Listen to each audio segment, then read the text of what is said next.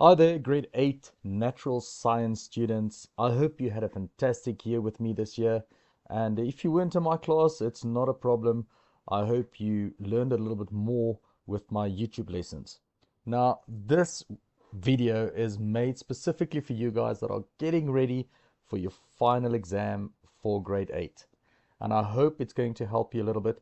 There are some Easter eggs here and there for the exam, but you will still need to study as much as you can and do everything that you can to cover all of the work. Remember, we are going to write about all of the work from January all the way till now. So let's get into it. We'll go through the main topics that appear in your exam. Not the same questions, but similar ones, to help you revise and understand the key ideas. It is still your responsibility, guys, to go and see if you understand each topic.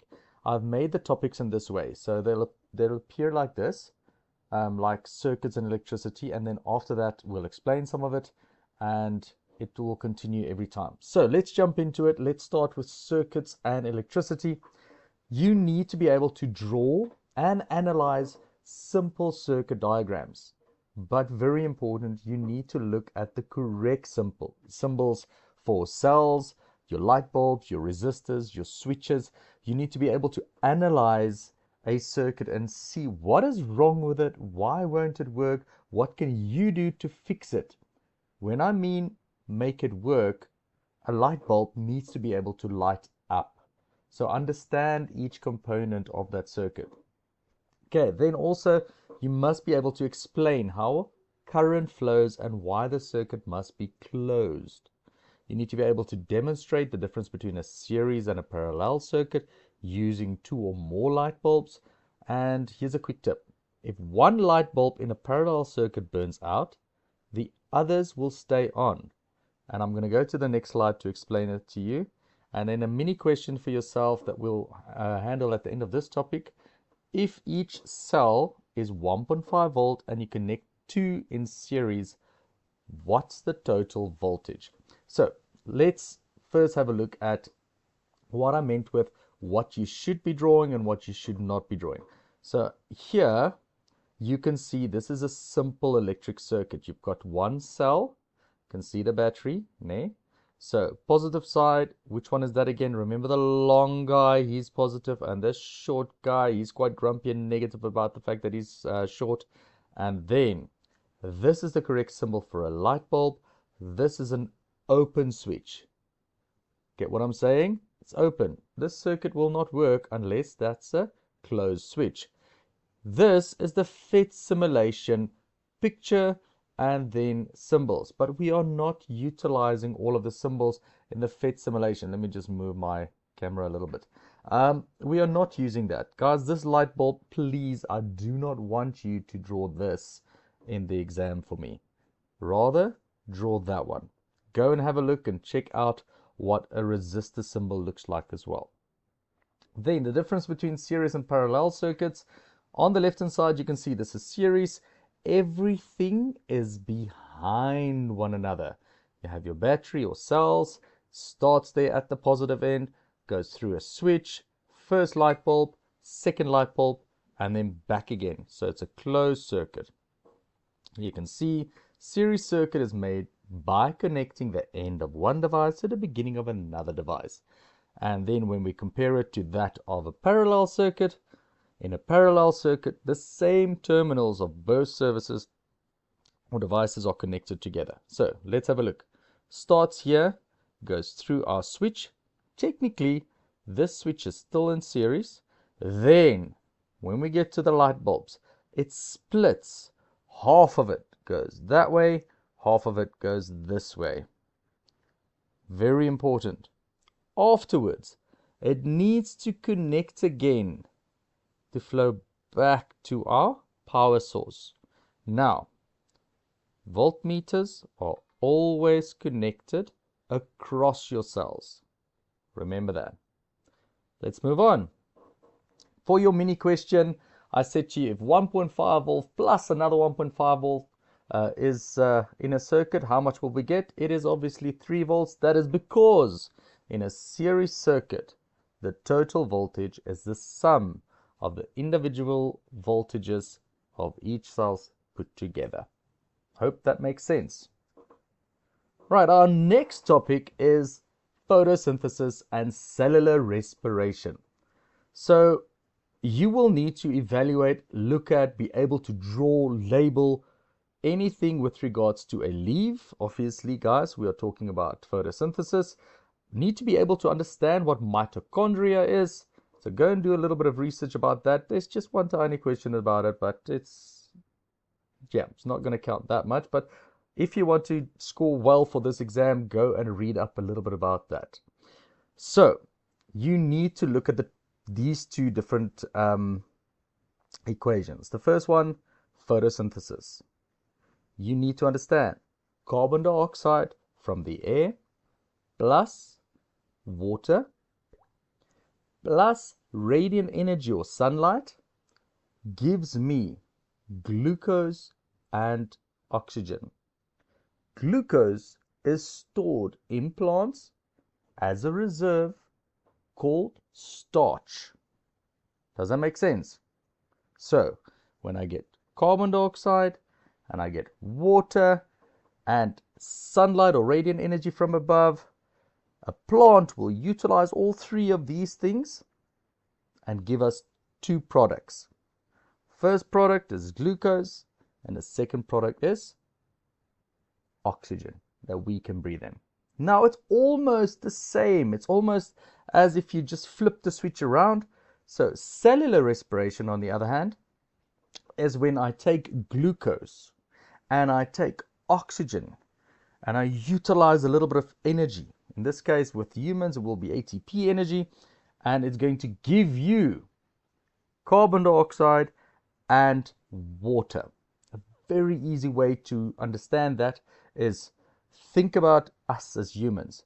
If I were to go and run a little bit and breathe out, and I breathe out against a plane of glass, you will actually know we breathe out carbon dioxide. But if you go against a plane of glass, you will see tiny little water droplets. Remember, that's the 2 products of cellular respiration. So please go and have a look at some various photosynthesis experiments online. That might give you an idea, because I have taken our last topic of how we are going to look at certain experiments and identifying your variables, your independent, dependent, and all of that, and I've put it into a photosynthesis experiment. So for instance, what variable are we changing? What do we measure? What are we keeping the same? You're going to get questions like that, guys, so please just go and revise that again. Then you can see on the right hand side, this is an image illustrating photosynthesis. Radiant energy from the sun. This nice sunflower, it's got leaves, it's got chloroplast in the leaves, and as soon as the radiant energy goes and it activates photosynthesis in the chloroplast, a process called photosynthesis is going to start. It then takes in carbon dioxide from the air, sucks up water through its roots, and on a cellular level, photosynthesis happens and it turns all of this into oxygen and glucose, which it stores either as in its leaves, its stem, or its roots as starch. Right. Just remember, mitochondria is the powerhouse of the cell. Please do yourself a favor, go and have a look at this video that I shared with you guys at the beginning of the year. It's definitely going to explain photosynthesis and cellular respiration a little bit better. Then we move on to matter and chemical change. You need to be able to show everyday examples like melting ice, which is physical, burning paper, which is chemical, and so forth. You need to be able to identify, is this physical, is it chemical, and distinguish between all of them. Know your elements, your compounds, your mixtures, how to separate sand and filter it, evaporation and all of that. Know what different bonds are. For example, what is an ionic bond? That's when you plus a metal and a non-metal together. Now, challenge: is boiling water physical or chemical change? And explain, why do you say it's physical? Okay, if it was chemical, it would change and alter it, right? Remember, water is H2O. If I'm going to boil water in liquid form, it is just going to change the state of matter, and it's going to turn into its gas form. Simple as that. Right, here's your states of matter. You need to understand we have solid, liquids, and gases.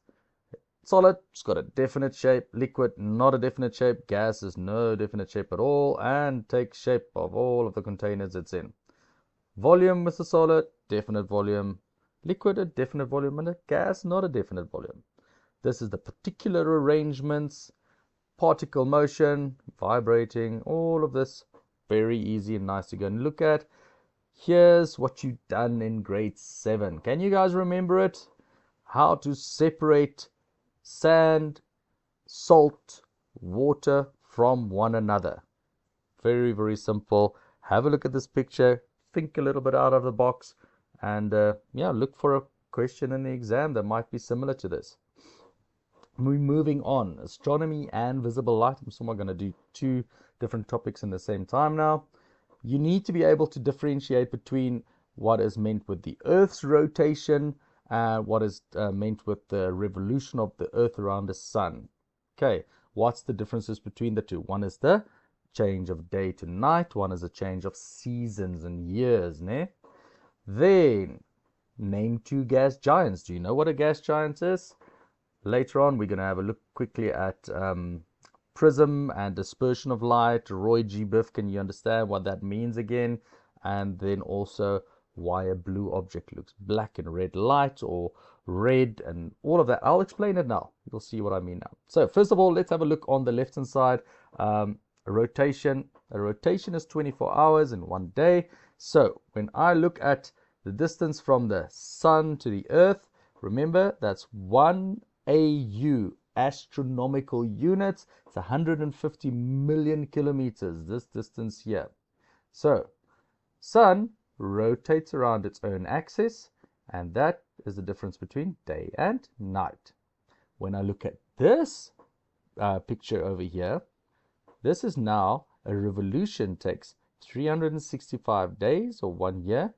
It spins around its own axis for day and night, but it also goes 365 days around the sun, and every time it is either close or further away from the sun, we will get different seasons: summer, spring, winter, and autumn. Okay, does that make sense? Right. Then, to answer your question with regards to what is the difference between a gas giant and a terrestrial planet, terrestrial planets are closest to the sun. They are small, they're made out of rock and metal, they are dense, they are slow rotating, they don't have rings, they have few or sometimes no moons, and they are weak with no magnetic field, right? And then on this side here, terrestrial planets, you can see them, there's 4 of them: Mercury, Venus, Earth, and Mars. And these are our gas giants: Jupiter, Saturn, our ice giants, Uranus and Neptune. Okay, so have a look at that, see what you guys can make of it, go and study it a little bit. Oops. Right, let's move on. Now, dispersion of visible light through a prism. You need to understand then, when white light hits a prism that is iridescent, meaning it's see-through, at an angle, not linear, not 90 degrees, guys, at an angle, the white light disperses, meaning it breaks up into red, orange, yellow, green, blue, indigo, violet. Roy G. Biff. Okay, here I can just show you, and they're all in different wavelengths. Then here, why do we observe color in a certain way? This image illustrates to us that white light shines onto a certain object. Now, this object has got a red surface. All of the other colors except for red gets absorbed into that surface. Does not bounce off, does not reflect off. Only red reflects off and bounces into our eye. When we were little, our parents taught us, hey, this color that you're perceiving now, it's called red. Thus, it is red. Now, if we were to take white light away and replace it with any one of the different colors here, let's say it's blue light. If blue light was shown onto this red surface, the blue light on its own would be absorbed. Nothing will be reflected back into the eye, and we, remember, perceive the absence of light as black. So, if I were to look at this here, when a blue light shine on it, or a purple, or indigo, or violet, or green, or yellow, or orange, I would not see anything but black. Hope that makes sense. Then let's move on to microorganisms and health. You need to be able to understand who were all the important modern scientists that we covered this year. What major or important discovery did they make? And can you tell me a little bit about it? You should be able to differentiate between harmful and beneficial microorganisms, know some of the diseases that can occur, and I want you to bring it together, meaning that you need to go and have a look. Hey, these scientists that we spoke about, what did they discover? Are there a possibility that there might be harmful microorganisms in that process that they made, or in that specific thing that they were talking about? Were they good? Were they bad? What happens if I don't do the thing that they discovered? Can I die? Is it that serious? Okay. Very important, remember, not all bacteria are bad. So here's a couple of the guys that we looked at. Remember this guy, Louis Pasteur. What did he come up with? Remember, pasteurization, keeping milk fresh.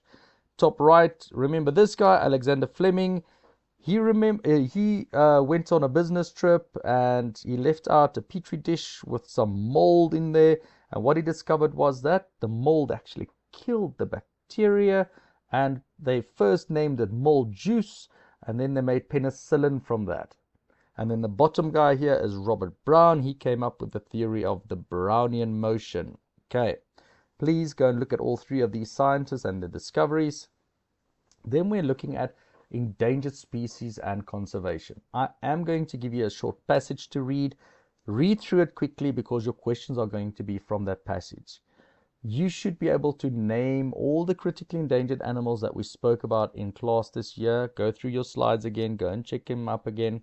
But I want you to, if you want to not have to read through the passage, go and do some research first about them. You need to understand what's the difference between moral duty and ecological necessity. A moral duty is how we feel about losing a species, how we feel about slaughtering animals, killing them for profit. Necessity, ecological necessity, is how is it going to impact us as a species if these species or keystone species get killed or slaughtered and we don't have them in our food chains anymore. And then you should know and be able to answer, how can you help protected or endangered species? So here are a couple of the guys and girls that you can go and study a little bit about. Go and look at it again. Yeah, I'm not going to call their names out because it might trigger something like, ooh, yeah, Mr. Lategan said that in class. Nope. Go and do your own research a little bit. Now, energy flow in our ecosystem. You can see here I said 3 minutes. Guys, short. Just go through it. You should understand the difference between a food web and a diagram. You should be able to understand what an energy flow is. So what happens if one population, like a frog's population, would decrease? What will it do to the whole population of all of the other species? Energy is lost as heat and movement at each level decreases. So here you can see this is a food web with lots of different species in here, but also on the left hand side you can see we have our primary producers, our herbivores, our primary consumers, our secondary consumers, our tertiary consumers. And here's a simple version of that. All energy is from the sun, gets into the grass, grasshopper chows on the grass, frog chows on the grasshopper, python chows on the frog. Python would die, he would decompose, and decomposers would consume him. All of their waste material back to the grass, and we have a nice flow of energy. That's it, guys. I don't want to go into more detail than that, but understand your ideas, not just the facts. You will have to draw, label, and explain processes aloud when you are revising this. But more important, make sure you are bringing your pencil, your ruler, and an eraser and a blue pen for this exam. Guys, you got this. I'll see you next week. Bye for now.